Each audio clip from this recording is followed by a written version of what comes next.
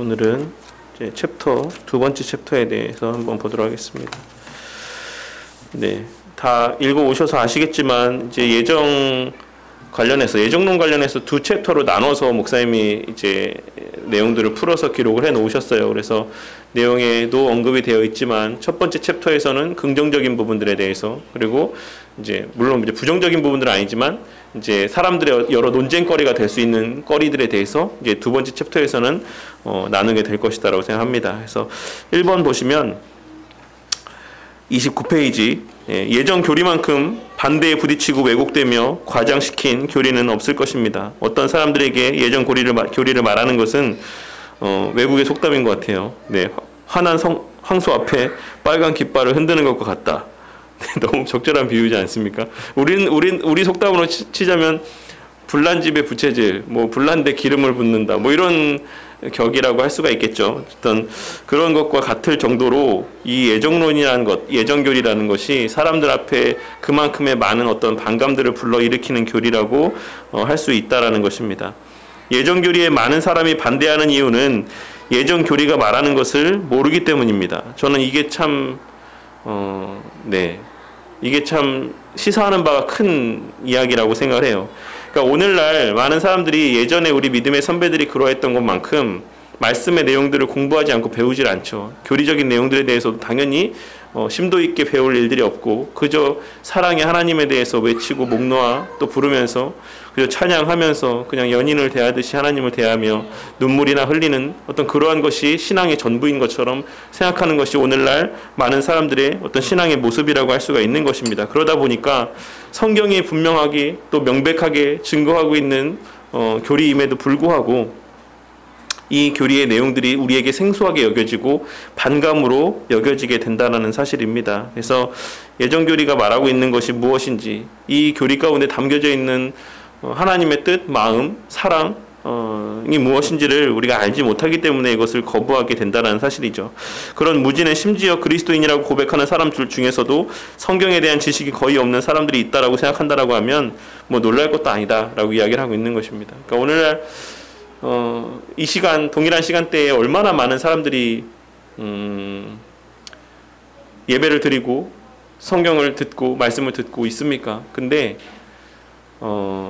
제 모교회, 그러니까 제가 처음 신앙생활을 하게 됐던 제 모교회도 정말 많이 가르치는 교회였어요. 그래서 교리적인 지식도 교리 공부도 많이 하고, 근데도 이제 제가 한 구역을 맡아서 부교육자로 사역을 할 때에 이제 한 20년, 30년, 40년 이렇게 신앙생활 하신 권사님들도 많이 있으시잖아요. 구역마다. 또 제가 맡은 구역이 이 동서울 교구라고 해갖고 이제 저쪽 강남 쪽이랑 분당 쪽이랑 이런 쪽에 교구를 맡았었거든요. 근데 제가 섬겼던 교회는 강서구에 있었어요. 서울 강서구에.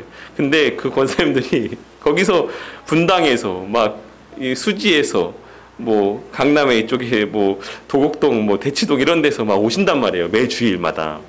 그러니까 얼마나 그 권사님들이 신앙생활을 오래 하셨고 또 열심히 있으셨겠습니까? 그거를 이제 잊지 못해서 교회를 거기까지 오시는 거니까. 근데도 이제 교리 공부를 하기 위해서 이제 구역 모임을 하고 교리 공부를 하면 마치 처음 듣는 것처럼 이렇게 반응을 나타내 보이실 때가 많이 있어요. 그러니까 우리가 그렇게 배워도 사실 우리가 매번 반복해서 배워도 사실 우리가 잘 모르는 내용들인 것처럼 여겨질 때가 많이 있는데, 그냥 일반적인 교회를 다니면서 교리라는 것에 대해서 정말 들어본 적도 없고 이런 사람들에게 있어서 교리적인 내용이라는 것은 정말로 아주 생소한, 정말 성경에 이런 말씀이 있나? 이런 내용들이 있나? 라고 여겨질 만큼의 그 정도의 어떤 느낌으로 다가가게 된다는 사실을 우리가 쉽게 예상할 수 있다라는 것입니다. 성경에 친숙한 사람들은 그러나 창세기부터 요한계시록까지 성경이 말하는 주요 주제가 우주에 발생하는 모든 일들에 대한 하나님의 주권적인 다스리심이라는 사실을 알아야지만 됩니다. 다시 말해서 성경이 말하는 것은 이 세상에서 일어나는 모든 혼란 뒤에 하나님의 영원하신 의논과 또한 계획이 자리하고 있다라는 것입니다. 그 계획은 이스라엘이라고 불려지는 사람들을 완전하게 하는 것과 또한 죄 때문에 잃어버린 세상을 하나님의 아들 그리스도의 희생으로서 회복하는 것입니다 라고 이야기를 하고 있죠. 이 두 가지가 성경이 말하고 있는 것이죠. 근데 무엇이 동기가 되어서 이와 같은 일들이 이루어지는 것입니까? 동기가 뭐라 했어요? 하나님의 사랑이죠. 하나님의 사랑이 동기가 되어서 이 사람들을 완전하게 하시는 것이고, 죄 때문에 잃어버린 세상을 하나님의 아들 그리스도를 희생시켜 가시면서까지 해서 회복하신다라는 사실입니다. 그래서 결과적으로는 늘 제가 말씀드리는 것처럼 창세기부터 계시록까지는 그와 같은 하나님의 사랑의 마음들이 담겨져 있는 거예요. 우리가 얼마나 패역하고 얼마나 부족하고 연약함에도 불구하고 하나님께서 우리를 얼마나 사랑하셔서 그렇게 이 세상을 다스리시고 그 가운데서 당신의 택한 백성들을 불러내시고 그들의 죄를 속량해 주시고 이렇게 하시는가. 그 사랑을 창세기부터 계시록까지가 끊임없이 증거하고 있다는 사실입니다. 하나님께서는 이런 목적을 품으시고 인간의 일을 다스리시기에 역사는 하나님의 목적이 일한 기록이라고 할 수가 있는 것입니다. 그래서 세상의 역사, 늘 많은 사람들은 어떤 정치적인 원리나 논리에 따라서 또 돌아가는 것이다라고 생각을 하죠. 근데 이 세상의 역사는 사실 구속사의 어떤 배경이 될 뿐이다라는 사실을 우리가 늘 명심하고 세계에 돌아가는 역사들을 바라봐야지만 될 필요가 있을 것입니다. 그러니까 하나님께는 다른 것들이 아무런 관심이 없다라는 거예요. 어느 나라가 패권을 쥐게 될 것인가? 다음 패권을 쥐게 될 나라가 어딘가? 뭐 이런 것들에 대해서 하나님은 사실 관심이 거기에 있지 않다라는 것입니다. 그러니까 하나님께서 그렇게 세상 역사를 뭐 영국의 패권이 쥐어졌다가 또 그것이 또 미국으로 넘어가서 미국이 세계 최강대국이 되고 이렇게 하시는 것 그 이면에는 다른 것이 있는 것이 아니라 그런 과정들을 통해 하나님의 복음이 증거되어지고 하나님의 택한 백성들이 불러 모아지는 그 구속사에만 하나님의 관심이 맞추어져 있다라는 사실이죠. 그러니까 단지 세계의 역사는 그에 대한 백그라운드를 제공하고 있는 것에 불과하다라는 사실을 우리가 기억하고 세상 역사를 봐야지만 돼요. 그 이면의 것을 바라보지 않는다라고 하면 우리는 날마다 불안해하고 또한 여러 가지 염려와 근심 가운데 살아갈 수밖에 없다라는 것입니다. 도대체 나라가 어떻게 되려고 이러나? 그러니까 오늘날 많은 목사님들이 또 많은 어떤 보수적인 성향을 갖고 있는 성도님들이 걱정하시는 것처럼 아유 이 나라가 어떻게 되려고 이러나, 이 교회가 이제 앞으로 어떻게 되려고 이러나 라고 하는 것들을 끊임없이 세상 역사와 비추어서 생각을 하고 근심을 하잖아요.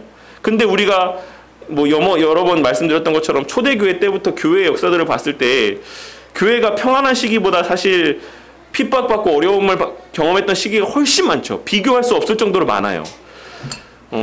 그런데 교회가 평안한 때에 어땠습니까? 교회의 모습이 좋지 않았죠, 사실.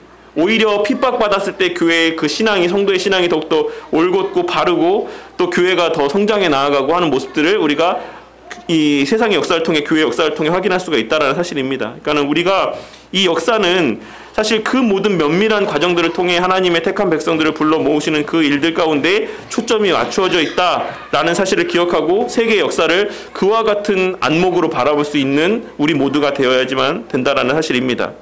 하나님께 계획이 있다라는 것은 아무도 놀라게 하지 않습니다. 사실 그렇다라는 것이죠. 이성적으로 생각했을 때.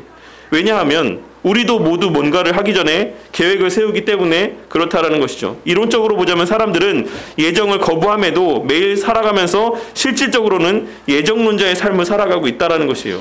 우리들 중에 예정하지 않고 계획하지 않고 그냥 막 사시는 분 있으세요? 막 나는 막 살았습니다. 나는 뭐 아무런 계획도 없이 그냥 뭐 흘러가면 흘러가는 대로 뭐 이리 하면 이리 흥, 저리 하면 저리 흥, 막 이렇게 살아왔습니다. 뭐 그렇게 방랑자 같이 뭐 이렇게 그런 삶을 이런 사람은 사실 거의 없죠. 대다수의 모든 사람들은 삶에 있어서의 아무리 사소한 것이더라도 계획을 세우면서 살아가요. 그게 사람의 본 모습입니다. 실제로 건물을 짓기 전에 건축가들은 아주 세밀한 것까지 청사진을 만듭니다. 건물의 척도를 놓기 전에 건축가의 마음에는 이미 완전한 건물이 존재합니다.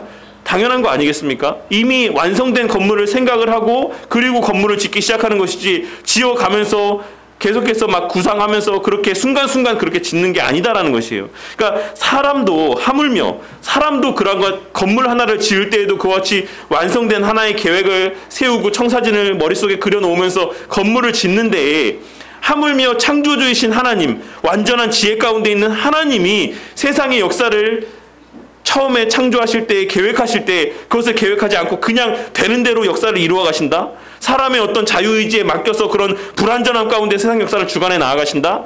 이걸 믿는다라는 것 자체가 사실 어불성설이라는 것이죠. 말이 안 된다라는 것이에요. 이건 자체가. 그럼에도 불구하고 뒤에도 이제 다 살펴보겠지만 사람들은 거기에 마음이 더 끌린다라는 것이죠. 단지 차이점들이 있다라고 하면 사람에게 이런 것들이 사실이라고 하면 왜 하나님께는 다르게 생각해야지만 되는가? 차이점이 있다라고 하면 우리의 계획은 변화될 수 있어요. 우리의 계획은 달라질 수 있습니다. 왜냐하면 불확실성이라는 것이 존재하기 때문에 우리의 마음이 변화해질 수도 있는 것이고 상황이 변화해질 수도 있는 것이기 때문에 우리의 계획은 달라질 수 있지만 하나님은 불변하시는 분이시기 때문에 그 계획은 변화해지지 않는다라는 것이죠. 그러니까 잘 알고 있으신 것처럼 인간은 의존적인 존재이기 때문에 외부의 영향을 받는 그런 존재들이다라는 사실입니다. 그래서 마음이 수시로 변화해질 수 있다라는 것이에요. 여자의 마음만 갈 때가 아니라 남자의 마음도 이렇게 막 수시로 변화해지는 게 인간의 본성이다라는 사실인 것이죠. 근데 하나님은 뭐라고 말씀하셨습니까? 나는 스스로 있는 자라고 말씀하셨어요. 이것이 의미하는 바가 뭡니까? 나는 외부의 영향을 받는 존재가 아니다라는 것이고 가변적인 존재가 아니다라는 것을 의미하는 표현이에요. 스스로의 자증의 선언입니다. 나는 그런 존재다. 나는 내가 뜻한 바는 반드시 관철시키고 성취하는 그와 같은 존재다. 나는 외부의 영향에 따라서 나의 뜻이 변개되거나 뜻이 그 상황이 변화해지는 그런 존재가 아니다라는 것을 나는 스스로 있는 자다라고 하는 사실을 통해서 말씀하고 있는 것이죠. 물론 더 큰 여러 포괄적인 의미들이 담겨져 있지만 대표적으로 또 그와 같은 의미들을 우리가 그 말씀 가운데서 발견할 수가 있다라는 것이에요. 저는 하나님께서 세밀한 계획이 없이 복잡한 우주 전체를 존재하게 하셨다라는 것을 상상할 수가 없습니다. 물론 제가 이렇게 상상하든 그렇지 않든 그것은 중요하지 않습니다. 확실한 것은 성경에서 명백하게 하나님께서 이런 모든 것을 포함하는 계획을 가지고 계셨다라고 이야기하고 있다라는 사실인 것이죠. 성경은 이것을 뜻이라고 이야기를 합니다. 이사야 46장 9절에서 10절 말씀을 보시면 너희는 옛적 일을 기억하라. 나는 하나님이라. 나 외에는 다른 이가 없느니라. 나는 하나님이라. 나 같은 이가 없느니라. 내가 시초부터 종말을 알리며 아직 이루지 아니한 일을 옛적부터 보이고 이르기를 이라고 말씀하고 있는 것입니다. 시초부터 종말을 알린다라고 하시는 이 말씀 가운데도 이 모든 바가 정해진 바라는 사실에 대한 전제가 깔려있는 말씀이라는 사실을 우리가 쉽게 이해할 수가 있을 것이다라고 생각합니다. 정상적인 이런 사고의 수준 가운데 범주 안에 있는 사람이라고 한다면 이런 하나님의 뜻 혹은 계획은 또한 변할 수 없습니다. 나의 뜻이 설 것이니 내가 나의 모든 기뻐하는 것을 이루리라 하였노라. 내가 말하였은즉 반드시 이룰 것이요 계획하였은즉 반드시 시행하리라 라고 이사야 선지자를 통해서 하나님께서 말씀을 하셨습니다. 하나님께서 모든 것을 포함하는 세밀한 계획을 가지고 계신 증거 구절을 더 많이 인용할 수 있습니다. 모든 것이라 했을 때 제가 의미하는 것은 바로 모든 것 그 자체를 말합니다. 뭡니까? 이 세상의 역사 가운데 아무리 사소한 일들 하나라고 할지라도 하나님의 계획 가운데서 벗어나서 존재하는 일은 존재하지 않는다라는 것이에요. 하나님의 뜻을 벗어나는 일들은 세상 가운데 존재하지 않는다라는 것입니다. 그것이 무엇이든 모든 것을 하나님께서 정하셨고 결정하셨습니다. 하지만 이것이 이른바 한간에 떠도는 운명론이 아닙니다. 라는 것을 주의해야지만 됩니다. 우리는 그러니까 이것이 어떻게 양립할 수 있는지에 대해서 우리는 알 수 없습니다.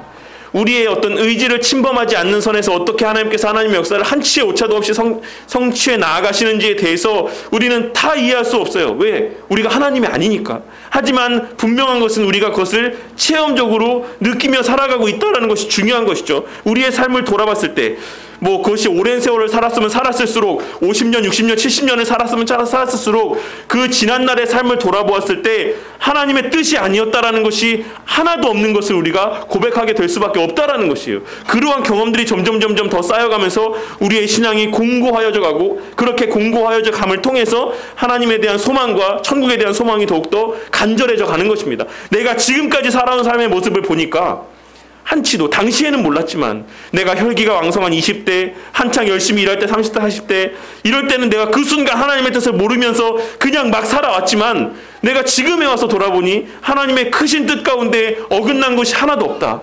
이것을 보니 정말 하나님께서 나에게 약속하신 천국도 영원한 복락도, 그곳이 정말 기쁘고 행복한 곳이다라고 하는 하나님의 말씀도 한치의 어긋남이 없겠구나라고 하는 모습들이, 마음들이 우리 마음 가운데 자리 잡게 된다라는 사실이죠. 그렇게 우리의 천국 소망이 점점 더 깊어져 간다라는 것이에요. 이것은 운명론을 이야기하고 있는 것이 아닙니다. 그것에 대해서 주의하실 필요가 있어요. 다음 주제에서 예정론을 반대하는 주장들을 다룰 것입니다. 그 부분에 이 부분들에 대해서도 언급이 될 것입니다. 그러나 지금은 이 교리의 긍정적인 진술에만 한정해서 설명을 할 것입니다. 인간의 구원과 저주를 포함한 모든 것을 하나님께서 예정하셨습니다. 만일 하나님께서 모든 것을 계획하신다라고 하면 인간이 구원을 받고 저주를 받는 것은 제외할 수 없습니다. 예정이 단지 이론적인 추정과 추정에 따른 것이라고 생각하지 않게끔 예정은 성경이 말하는 것이라고 덧붙여야겠습니다. 이 말이 무엇입니까? 이게 내 생각이 아니다. 이거는 성경이 말하고 있는 거다 라고 이야기하고 있는 것이에요. 내가 아무리 이렇게 이야기해도 성경이 그것을 증거하지 않고 뒷받침하지 않으면 사실 아무런 가치가 없는 것이죠. 어떤 사람은 구원을 받고 어떤 사람은 잃어버린 자라는 것이 하나님께 놀라움이 아니라는 것을 성경에서 충분히 명확하게 이야기를 하고 있습니다. 하나님께서 그런 방법을 계획하셨기 때문에 두 가지 일이 일어납니다. 이 지점에서 어떤 사람들은 받아들일 수 없다라고 말할 것입니다. 어떤 사람은 구원을 받고 어떤 사람은 그렇지 않은 것을 하나님께서 결정하셨다라고 하는 이 사실, 이걸 사람들이 받아들일 수 없다라는 것이에요. 하나님은 그러신 분이 아니다. 하나님께서는 그러실 분이 아니다 라고 이야기하는 것이죠. 이런 반응에 저는 놀라지 않습니다. 하나님의 주권에 관한 교리는 본성적으로 인간에게 절대 유행할 수 없습니다. 이 말은 무엇입니까? 좋게 여길 수 없다라는 것을 이야기하고 있는 것이죠. 왜냐하면 인간이 먼지에 불과하다며 인간을 초라하게 만들기 때문입니다. 너가 할 수 있는 일은 없다. 너는 아무것도 아니다. 라고 하는 이 말을 견디지 못하는 거예요. 왜 그렇습니까? 사단이 우리에게 계속 그런 마음들을 불어넣어주고 있기 때문에 그래요. 여러 번 제가 반복해서 말씀드린 것처럼 사단이 우리에게 하는 일이 무엇입니까? 물론 때로는 우리를 정죄하고 우리를 낙심하게 만들기도 하죠. 그것은 믿는 자들에게 하는, 신앙이 바르게 서 있는 자들에게 하는 사단이 하는 일입니다. 그러면 신앙이 바르게 서 있지 않은 사람들에게 하는 사단의 속삭임은 뭘까요? 너 괜찮은 사람이야. 너 지금도 충분히 잘하고 있어. 너 존귀한 사람이야. 넌 이만한 대접을 받을 만한 사람이 아니야. 라고 하는 그와 같은 마음들을 심어준다라는 것입니다. 그래서 너가 아무것도 할 수가 없어? 왜 네가 아무것도 할 수가 없어? 너는 네가 충분히 선택하고 네가 충분히 바른 길을 걸어갈 수가 있고 그것을 충분히 자랑스러워해도 돼 라고 우리의 마음 가운데 그런 마음들을 심어준다라는 사실이죠. 그와 같은 모습과 그와 같은 사단의 속삭임과 이 예정교리는 정면으로 충돌하는 겁니다. 하나님께서는 너가 구원에 관해서 할 수 있는 것은 아무것도 없다. 내가 창세전에 예비한 나의 선한 뜻대로 이 구원의 역사는 이루어져 가는 것이다 라고 하는 하나님의 말씀과 사단이 이야기하는, 아니다. 너가 할 수 있다. 너가 얼마든지 바꿀 수 있다. 너가 얼마든지 믿을 수 있다. 너가 얼마든지 믿게 할 수 있다 라고 하는 이 가치관은 정면으로 충돌하게 될 수밖에 없는 것이고, 우리의 악한 본성은 본성적으로 이 사단의 말에 더 귀를 기울여지게 만든다라는 것을 이야기하고 있는 것이죠. 그래서 인간은 모두 합쳐 예정교리를 거절하거나 구미에 맞는 방법으로 설명하려고 할 것입니다. 아르미니우스 주의자들은 성경에서 예정을 가르치는 것은 충분한 사실이다라고 이야기를 합니다. 그러니까 성경에 예정이 기록되어 있는 것은 맞다라고 이야기한다라는 것입니다. 아르미니안 주의자들도. 그런데 이것이 의미하는 것은 무엇인가? 이는 하나님께서 그리스도를 믿는 사람을 아셨고 이 사람을 구원하시기로 예정하셨다라는 것, 그 이상을 의미하지는 않는다라는 것입니다. 아르미니안주의자들의 예정, 그러니까 예정론이라는 것은 사실 다 있어요. 어느 예정론을 믿느냐에 따라 차이가 있을 뿐인 것이지 예정론 자체에 대해서 부정하는 그와 같은 이 기독교 정통신앙 안에 있는 사람은 존재하지 않는다라는 것이죠. 심지어 아르미니안주의자들도 그것을 있다는 걸 내가 안다, 믿는다라고 이야기한다라는 것입니다. 근데 아르미니안주의자들이 믿는 예정론은 뭐라고 말씀드렸습니까? 예지 예정이라고 말씀드렸어요. 하나님께서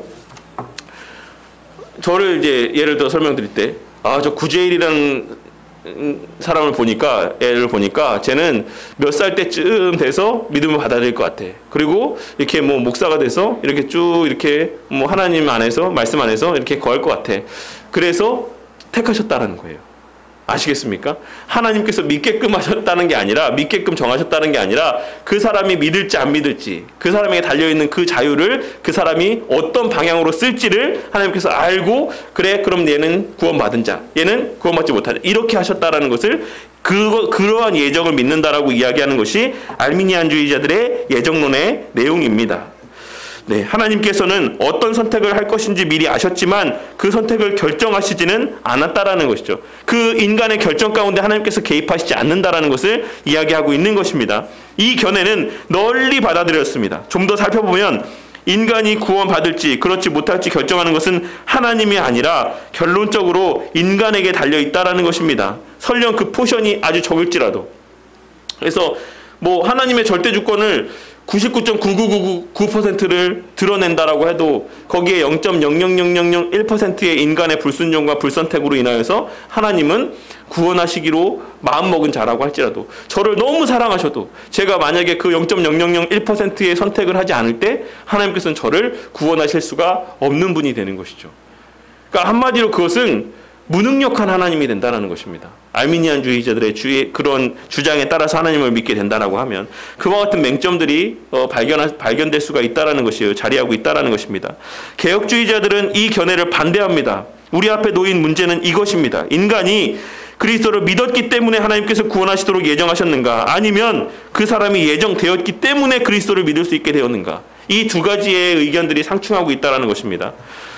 이것을 순전히 학구적인 질문 혹은 신학적으로 애매함에 있다는 식으로 반대하지 마십시오.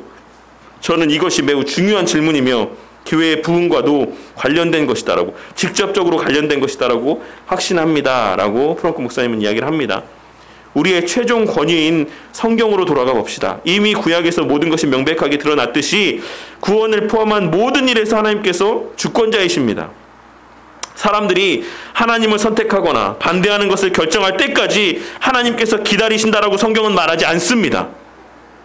그와는 반대로 인간 마음의 절대 주인으로 하나님을 그리고 있습니다. 예레미야는 하나님께서 인간의 옛 마음을 끄집어내시고 새로운 마음을 넣어주신다라고 기록을 하고 있습니다. 이는 상징적인 비유로서 인간의 행동하는 것과 마음에서 나오는 것들이 하나님의 계획 밖에 있는 것이 아니라 계획 안에 있다라는 사실을 여실히 증거하고 있는 것이라 할 수 있는 것이죠. 구약에 따르면 하나님께서는 왕이시며 결코 인간이 가지고 있는 자격이나 예외를 허용하지 않는 절대 주권의 왕으로 기록을 하고 있습니다. 이 자격이라는 것은 인간의 공로를 이야기하는 것이죠. 구원에 있어서의 인간의 공로를 하나님께서 요구하고 있으시거나 인정하지 않으신다라는 것이고, 예외를 허용하시지 않는다는 것은 변수를 허용하시지 않는다는 것이에요. 인간의 어떠함이나 세상의 어떤 돌아가는 어떤 돌발 변수들로 인해서 하나님의 계획이 어그러지고 흐트러지는 것을 하나님께서는 허용하시지 않는다라는 것입니다. 그런 것들까지도 하나님께서 창세전에 다 계획하고 알고 계실 정도로 하나님께서는 전지전능하신 절대 주권의 하나님이시다라는 사실을 성경은 우리 가운데 증거하고 있는 것입니다. 절대 주권의 하나님이심을 보여주는 예가 이스라엘을 선택한 것입니다.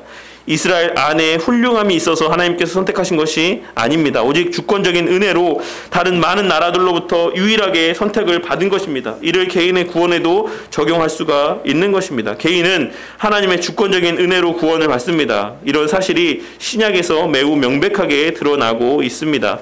예수님께서는 구원을 주십니다. 어떤 사람들은 이를 받아들이고 어떤 사람들은 거절합니다. 왜 그럴까요? 단순히 생각해서 전자는 그리스도를 믿기로 결단하고 후자는 반대해서입니까? 우리 구주께서 직접 이에 대한 답을 주고 있으십니다. 그때 예수께서 대답하여 이르시되 천지의 주제이신 아버지여, 이것을 지혜롭고 슬기 있는 자들에게는 숨기시고 어린 아이들에게는 나타내심을 감사하나이다. 옳소이다. 이렇게 된 것이 아버지의 뜻이니이다 라고 말씀하고 있는 내용을 통해서도 우리가 확인할 수가 있는 것입니다. 오늘 설교 말씀에 대해서도 잠깐 여기에 관련돼서 덧붙여서 말씀드리자면, 사단이 우리를 꼬일 때 사단이 이용한 동물은 무엇이었습니까? 뱀이었어요. 뱀은 어떤 존재라고 성경에 묘사가 되어 있습니까? 하나님의 피조물들 중에 가장 지혜롭고 간교한 동물이었죠. 그러니까 제일 지적으로 뛰어난 능력을 소유하고 있는 대상이었기 때문에 사단은 이제 뱀을 통해서 우리를 꼬셨다라는 것입니다. 근데 하나님께서는 발람에게 교훈을 주실 때 무엇을 들어서 사용하셨습니까? 나귀를 사용하셨죠. 나귀. 나귀는 어떤 존재입니까?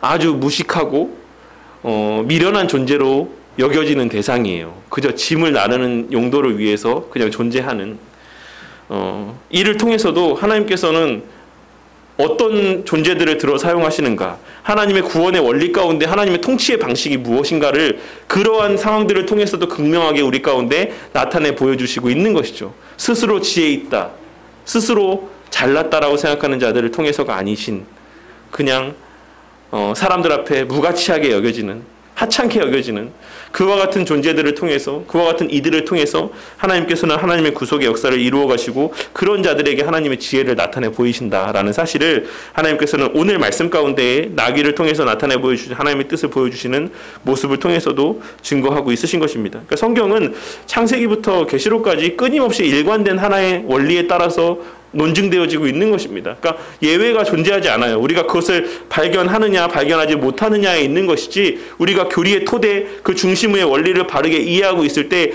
그 모든 하나의 그 모든 하나님의 말씀의 내용들을 그 하나의 일관된 관점에 의해서 바르게 해석할 수가 있다라는 것입니다. 이렇게 된 것이 아버지의 뜻이다. 그리스도에 따르면 하나님의 뜻이 어떤 사람들은 구원의 말씀을 받아들이고 어떤 사람들은 그렇지 않은 자에 대한 궁극적인 이유입니다. 사도행전에서도 같은 교리를 가르칩니다. 왜 어떤 사람들은 바울이 전하는 복음을 믿고 다른 사람들은 거절을 했습니까? 어떤 사람들은 옳은 결정을 하고 다른 사람들은 그렇지 않아서입니까?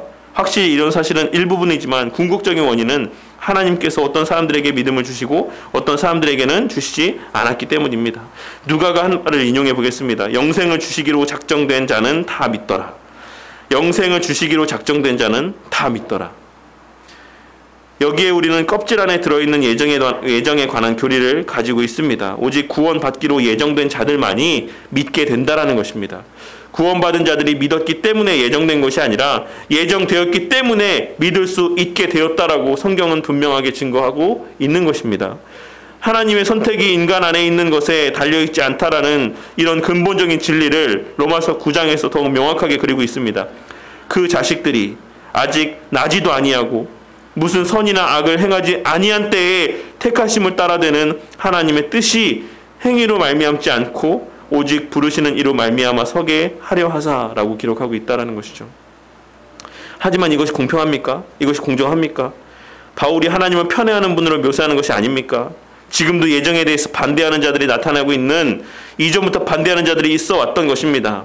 바울은 로마서 9장 14절에서 24절에서 이런 반대를 다룹니다. 20절에서 이 모든 것을 요약해서 한마디로 이야기하기를, 이 사람아 내가 누구이기에 감히 하나님께 반문하느냐라고 이야기하고 있는 것이, 첫째로는 우리가 그와 같은 질문들과 의문들을 제기할 만한 자격이 되지 않는다라는 것을 말씀하고 있는 것이기도 하고, 또한 그럼에도 불구하고 사실 이것을 납득하지 못하는 자들에게 덧붙여서 하나를 더 말씀드리자고 하면 성경 말씀은 누구를 위한 말씀입니까? 제가 오늘 설교 마지막에 결론 부분에서도 말씀을 드렸듯이 이 오늘 주일 예배 시간에 선포하시는 하나님 말씀은 누구를 향한 말씀이에요? 목사가 어떤 특정 개인을 대상으로 염두에 두고 하는 그런 말입니까? 아니죠. 하나님께서 감동을 주셔서 목사 자신에게는 물론이요, 각자 그 개인에게 주시는 하나님의 말씀이에요.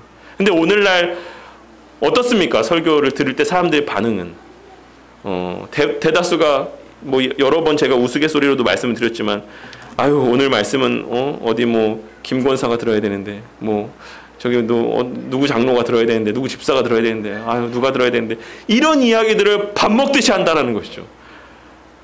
하나님께서 그 사람에게 필요한 말씀이었다라고 하면 그 사람을 그 자리에 앉혀서 그 말씀을 듣게 하셨겠죠. 내가 그 시간 그 자리에서 그 말씀을 들었다는 얘기는 그 말씀은 그 시간 나를 향한 하나님의 말씀이라는 것이 전제되어 있다라는 것입니다. 그러면 그 외에 이 기록된 하나님의 말씀, 물론 이거 성경이 아니지만 성경책에 기록된 하나님의 말씀은 누구를 향한 말씀입니까? 나를 향한 말씀이에요. 나 개인. 우리의 구원의 신앙의 삶이라는 것은 공동체적이지만 구원, 그 받는 그 순간, 또한 매 순간 이끄시는 그 방법은 무엇을 통해서라고 말씀드렸습니까? 그 개인을 향한 하나님의 말씀을 통해서 하나님께서 그것을 이루어 가신다라고 말씀을 드렸어요. 이 예정론은 우리가 이 하나님의 말씀을 공동체적으로 적용하기 때문에 발생하는 부딪히는 문제다라는 것입니다. 하나님께서 이 말씀을 통해서 무엇을 증거하고 있는 것이다라고 말씀드렸죠? 내가 너를 택했다. 하고 많은 다른 택하지 않은 사람들도 있는데, 물론 너는 모르겠지만 그런 사람들이 있어. 근데 내가 그 중에 너를 택한 거야 라고 나에게 하시는 말씀이에요. 다른 사람을 택하지 않았다라는 것에 초점이 맞춰져 있는 것이 아니라, 내가 그 하고 많은 택하지 않은 사람들도 있는데, 그리고 너한테 택함 받을 만한 자격이 없는데 내가 너를 택했다. 이것을 나에게 말씀하고 있는 말씀이다라는 것입니다. 그게 얼마나 특별한 것입니까? 이게 얼마나 특별한 것이에요. 제가 늘 말씀드리잖아요. 부부 사이에, 남편과 아내 사이의 관계 가운데서, 연인과 연인 사이의 관계 가운데서 내가 너만 사랑해 라고 하는 것이 갖고 있는 그 의미가, 야, 저 사람은 사랑도 없네. 어떻게 나만 사랑할 수가 있지? 다른 사람은 그럼 사랑 안 하는 거야? 다른 사람한테 왜 똑같이 잘해주지 않는 거야? 왜 다른 여자의 신발은 이렇게 꺼내주지 않고, 왜 다른 여자의 생일은 챙겨주지 않고, 왜 내 생일만 챙겨주는 거야? 이렇게 생각하는 정상적인 사고를 갖고 있는 여자들이 있겠습니까? 없는 거죠. 그 행위들을 통해서 그 남편은, 그 남자친구는 그 자신의 사랑하는 자를 향한 나의 독점적인 사랑, 참된 사랑을 증거하는 거예요. 너만이 특별하다. 다른 사람들과 보편적으로 똑같은 사랑을 내가 베풀지 않는다. 너한테만 내가 이 특별한 사랑을 베푸는 것이다라는 것을 그와 같은 행동들을 통해서 나타내 보여주는 것이고, 그와 같은 사랑을 받는 이들은, 아, 저 사람이 나를 정말 사랑하는구나를 알게 되는 것이죠. 예정론이 그런 것입니다. 하나님께서 택하셨다는 것이 그런 것이에요. 하고 많은 사람들 가운데 나를 택했다. 아무 자격도 없는데, 분명히 똑같이 오히려 나보다 더 도덕적으로, 윤리적으로 더 바른 삶을 살아가는 사람들도 있는데, 그런 사람들도 다 지옥에 가는 그런 상황 중에서도 하나님께서 나를 택해서 구별해서 나를 사랑하시고 나를 위해서 하나님의 아들을 보내주셨다. 이거를 지금 성경은 우리에게 말씀하고 있는 것입니다. 그것이 예정론이에요. 이것이 어떻게 하나님의 사랑을 부인하는 어떤 그런 잘못된 교리라고 이야기할 수가 있겠습니까? 하나님께서 나를 사랑하신다는데. 그러니까 우리가 말씀을 그렇게 공동체적으로 적용하게 될 때 이 말씀으로 인한 교리들의 내용들에 대한 어떤 부딪힘을 갖게 될 수가 있지만, 언제든지 설교 말씀도 물론이고 내가 골방에 들어가 말씀을 읽을 때 주시는 그 말씀들도 내게 주시는 말씀이에요. 내 주변에 다른 사람, 못한 신앙의 삶을 사는 사람들 신경 쓰지 마시기 바라겠습니다. 그 사람한테는 그 사람의 예비하신 하나님의 은혜들이 있겠죠. 그 사람이 어느 때가 되었을 때 하나님께서 누군가를 통해, 어떤 설교자를 통해, 어떤 동역자들을 통해 말씀을 두고 깨닫고 회심하게 하시는 은혜들이, 순간들이 있겠죠. 그 말씀은 나에게 주시는 말씀이다라는 사실을 꼭 명심하시고, 예정론 또한도 그와 같은 사실을 나에게 증거하고 있는 하나님의 사랑의 증거다라는 사실을 꼭 기억해야지만 되겠습니다.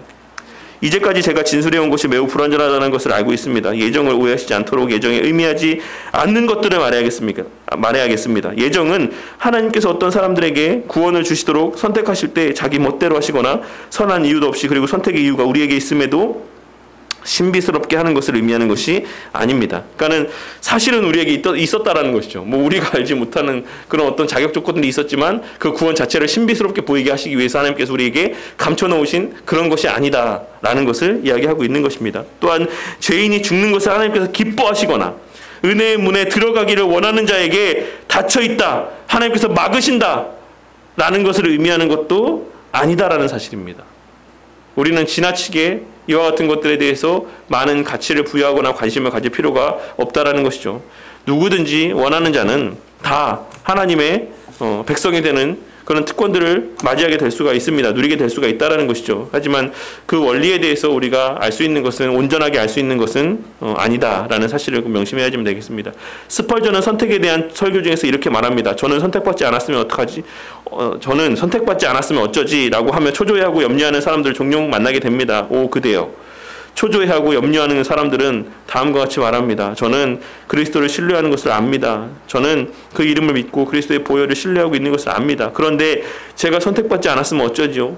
불쌍한 피조물이요. 당신은 복음에 관해 많은 것을 모르는 것입니다. 그렇지 않으면 그렇게 말할 수 없습니다. 이는 믿는 자는 선택받았기 때문입니다. 선택받은 사람들은 그리스도를 믿게 선택을 받았습니다. 만일 당신에게 믿음이 있다라고 하면 당신은 하나님께서 선택하신 사람 중 한 명입니다. 만일 당신이 죄인으로서 예수님을 본다면 라고 이야기를 하고 있는 것이죠. 믿음이라는 것은 뭡니까? 믿음이라는 것은 내가 죄인이라는 것을 믿는 것이 믿음입니다. 내가 죄인이라는 것을 아는 것이 믿음인 것이고, 그렇기 때문에 그 죄의 문제를 해결하기 위해 그리스도가 필요하다는 것을 아는 것이 또한 믿음이라고 할 수가 있는 것이죠.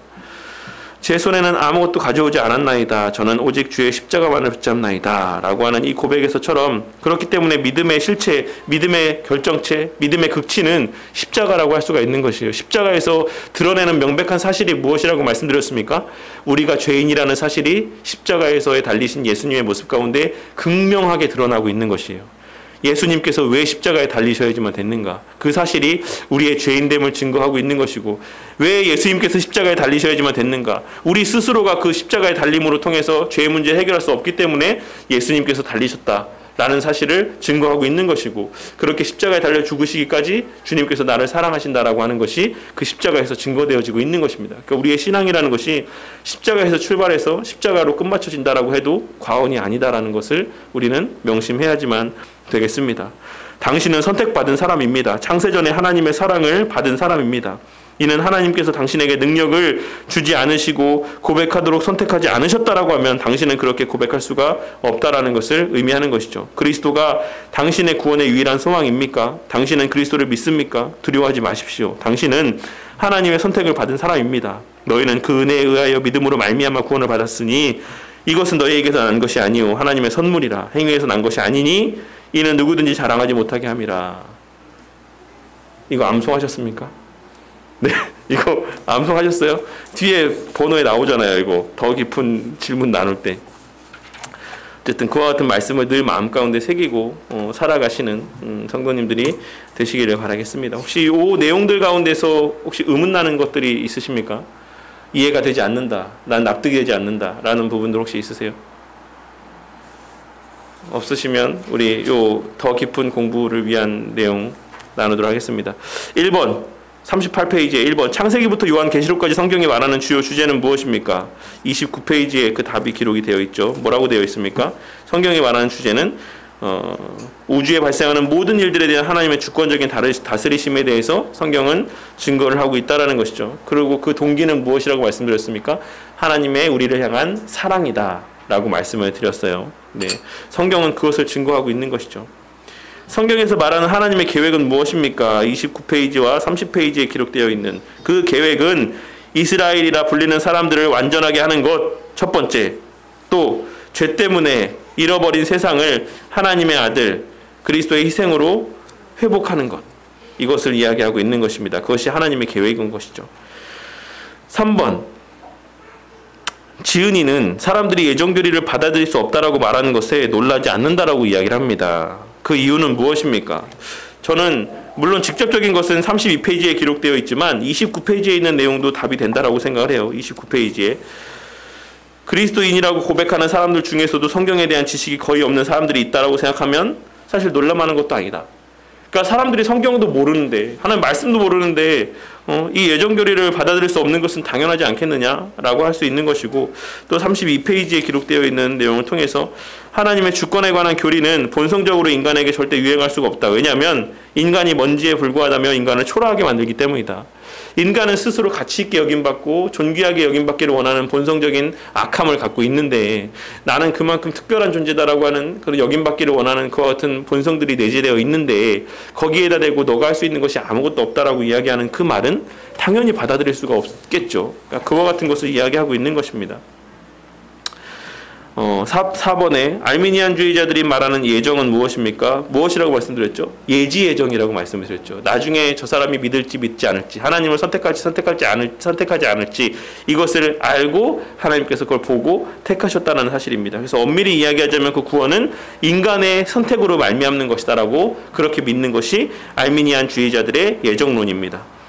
절대 주권의 하나님의 이심을 보여주는 예를 들어보고 개인 구원에 적용을 해봅시다.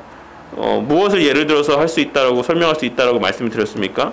이스라엘의 구원의 모습을 통해서라고 할 수가 있겠죠. 그리고 우리 누가복음 17장 11절 말씀 한번 볼까요? 잠깐. 누가복음 17장 11절. 누가복음 17장 11절. 누가복음 17장 11절. 에서 19절 말씀 한번 같이 한번 봉독해 보도록 하겠습니다. 11절에서 19절까지 말씀을 시작. 예수께서 예루살렘으로 가실 때에 사마리아와 갈릴리 사이로 지나가시다가 한 마을에 들어가시니 나병 환자 10명이 예수를 만나 멀리 서서 소리를 높여 이르되 예수 선생님이여 우리를 불쌍히 여기소서 하거늘 보시고 이르시되 가서 제사장들에게 너희 몸을 보이라 하셨더니 그들이 가다가 깨끗함을 받은지라. 그 중에 한 사람이 자기가 나은 것을 보고 큰 소리로 하나님께 영광을 돌리며 돌아와 예수의 발 아래 엎드려 감사하니 그는 사마리아 사람이라. 예수께서 대답하여 이르시되 10사람이 다 깨끗함을 받지 아니하였느냐? 그 9은 어디 있느냐? 이 이방인 외에는 하나님께 영광을 돌리러 온 자가 없느냐 하시고 그에게 이르시되 일어나 가라. 내 믿음이 너를 구원하였느니라 하시더라. 라고 말씀하고 있으신 것이죠. 똑같은 은혜들을 받은 사람들 중에서도 하나님의 예정하신 자, 특별히 택하신 자들에게만 하나님에 대한 사랑이 깨달아지게 되는 은혜들이 베풀어진다라는 사실입니다. 우리가 이와 같은 성경의 명백한 기록들을 통해서 구원하시는 것은 어떤 사람들에게 특별함이 있기 때문이 아니다라는 사실을 기억하시고 하나님의 주권적인 선택이고 강권적으로 베풀어주는 은혜의 역사다라는 사실을 명심해야지만 되겠습니다. 6번에 왜 어떤 사람들은 바울이 전하는 복음을 믿고 다른 사람들은 거절을 했습니까? 34페이지에서 이야기하고 있는 내용들을 참고로 해서 답을 보도록 할게요. 궁극적인 원인은 하나님께서 어떤 사람들에게는 믿음을 주시고 어떤 사람들에게는 주시지 않았기 때문입니다. 라고 하는 것이죠. 예정이 의미하지 않는 것들에 대해서 한번 이야기를 해봅시다. 35페이지와 36페이지에 기록되어 있는 예정이 이야기하고 있지 않은 것, 의미하고 있지 않은 것. 예정은 하나님께서 어떤 사람들에게 구원을 주시도록 선택하실 때 자기 멋대로 선택하시거나 아니면 선한 이유도 없이 그리고 선택의 이유가 우리에게 있음에도 불구하고 신비스럽게 하시기 위해서 일부러 감추시고 하는 그런 것들을 의미하는 것이 아니다. 또한 죄인들이 죽는 것을 하나님께서 기뻐하시면서 이런 것을 예정하신 것도 아니고 또한 은혜의 문이 들어가기를 원하는 사람들에게 닫혀 있다라는 것을 의미하는 것도 아니다라는 것이죠. 그러니까 하나님께서 막으시는 것이 아니다라는 것을 이야기하고 있는 것입니다. 우리는 우리가 하는 바대로 우리가 원하는 바대로 그렇게 사는 것이에요. 우리가 죄 짓고 싶으면 죄 짓고 하나님 뜻에 반하는 삶을 살고 싶으면 살고 내 원하는 욕구들을 채우기 위해서 그렇게 열심을 내면서 그냥 그것이 전부인 것처럼 그냥 그렇게 사는 것 뿐입니다. 모든 사람이. 그럼에도 불구하고 하나님께서 그와 같은 자들 가운데 우리를 또 하나님께 택하셔서 구원하게 하신 거죠. 구원받게 하신 거죠. 스펄전이 선택에 관한 교리를 대해서 설교한 것을 읽고 구원의 확신이 있는지 서로 한번 나누어 봅시다. 제가 예전에 이 스펄전 목사님이 설교의 황태자라고 불리는 스펄전 목사님이 설교하신 그 육성을 한번 들어보고 싶어갖고 제가 이렇게 들어본 적이 있거든요. 물론 뭐 영어 문체도 사실 이해할 수 없는 거긴 하지만 녹음 상태가 안 좋아서 무슨 말씀하시는지 하나도 모르겠더라고요. 영어 명확하게 또박또박 말하는 영어도 사실 몇 번 듣지 않으면 잘 모르는데 당연히 이해를 하기 쉽지 않겠죠. 근데 제가 왜 이 말씀드리냐면 정말 그 목사님 설교가 이런 문체였을까? 불쌍한 피조물이요. 오 불쌍한 자요. 막 이런 식으로 설교하셨을까? 그게 궁금해서 한번 들어봤던 거였거든요. 근데 어쨌든 그 문체는 중요한 게 아니고 내용들을 봤을 때 구원의 확신이 있는지 한번 나눠봅시다. 그냥 뭐 저에 대해 생각해 보자면 우리가 두 가지를 통해서 구원의 확신을 알 수가 있다라고 말씀드렸죠. 내가 죄인인 것을 우리가 인지하고 살아가는가? 내가 정말 구원받을 만한 자격이 없는 것을 인지하고 살아가는가? 그리고 또한 그리스도의 필요성, 그 십자가에 달려 죽으심의 의미를 내가 알고 있는가? 그 결과로 말미암아 내가 변화되어졌다라는 것을 믿는가? 이것이 구원의 확신의 가장 핵심이라고 생각을 합니다. 저는 그러니까 우리에게 회개가 있는가? 그런 것을 생각해 봤을 때 우리가 구원의 확신을 알 수 있을 거라고 생각해요. 우리가 늘 하나님 앞에 회개하는 삶을 살아가는 것, 겸손한 삶을 살아가는 것, 이것이 구원 받았음에 믿음에 대한 확실한 표징이 되는 것이고 우리가 그렇게 겸손할 수 있음이 그리스도의 우리에게 베풀어 주신 가장 큰 은혜다라는 것을 믿고 살아가는 게 또한 참된 믿음인 것이죠. 그러니까 뭐 내가 부유하게 살거나 뭐 오래 무병장수하거나 뭐 내 자녀들이 잘 되거나 뭐 이런 것을 통해서가 아니라 정말 하나님께서 내게 베풀어 주신 가장 큰 은혜는 내가 죄인인 것을 알게 하시고 그럼에도 불구하고 예배드릴 수 있게 하신 것, 기도할 수 있게 하신 것, 하나님을 하나님으로 부르며 하나님의 자녀된 삶을 살 수 있게 하신 것, 이것이 가장 큰 은혜다라는 것을 아는 것이 또한 하나의 믿음의 가장 확실한 표징이라고 생각합니다. 어쨌든 그렇고 또 사실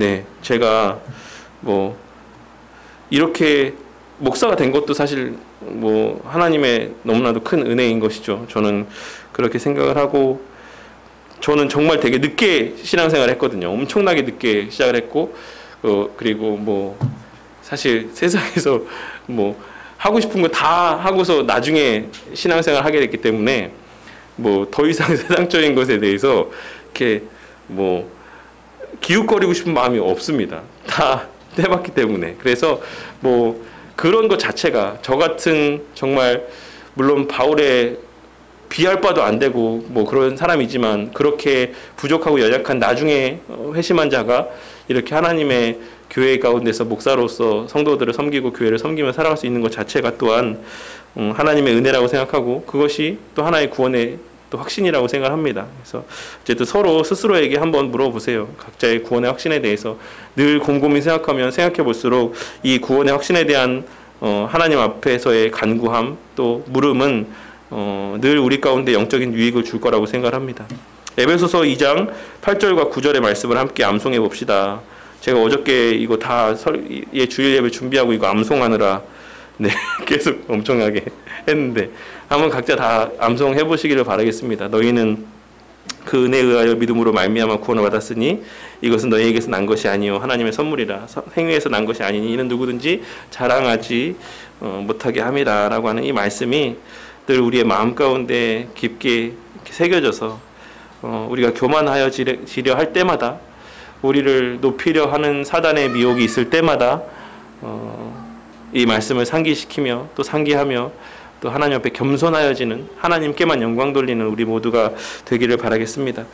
도르트 신조 강의 1장 첫 번째 교리 선택과 유기의 31페이지부터 108페이지까지 내용을 제가 이거 준비하면서 쭉 읽어봤는데 이거는 나중에 이제 요거 다 끝나고 또 저희가 또 웨스트민스터 소요리 문답이나 또 웨스트민스터 신앙고백 함께 공부하고 나중에 다시 또 보게 될 때 그걸로 보면 좋을 것 같아요. 그래서 그 내용들에 대해서는 나중에 또 따로 우리가 볼 시간을 갖도록 하겠습니다.